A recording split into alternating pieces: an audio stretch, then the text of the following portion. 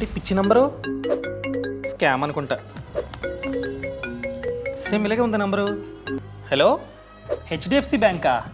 KYC process complete అవ్వలేదా? దానికోసం Aadhaar card number కావాలా? అసలు మీరు హెచ్డిఎఫ్సి బ్యాంక్ నుండి అని ప్రూఫ్ ఏంటి?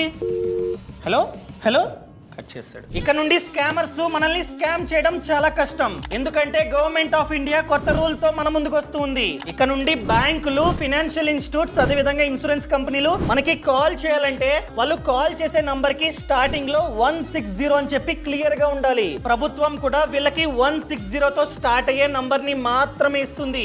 ఒకవేళ 160 అని లేకుండా ఏదో ర్యాండమ్ నంబర్ నుంచి కాల్ చేసి మేము బ్యాంక్ నుండి మాట్లాడుతూ ఉన్నాం, ఇన్సూరెన్స్ కంపెనీ నుండి మాట్లాడుతూ ఉన్నాం, ఆ డాక్యుమెంట్ కావాలి, ఈ డాక్యుమెంట్ కావాలంటే అది ఖచ్చితంగా ఫేకే. అవునా? ఎందుకంటే స్కామర్స్ కి ఎట్టి పరిస్థితుల్లోని 160 తో స్టార్ట్ అయ్యే నంబర్ రాదు, గవర్నమెంట్ ఇవ్వదన్నమాట. అర్థమైందా అండి?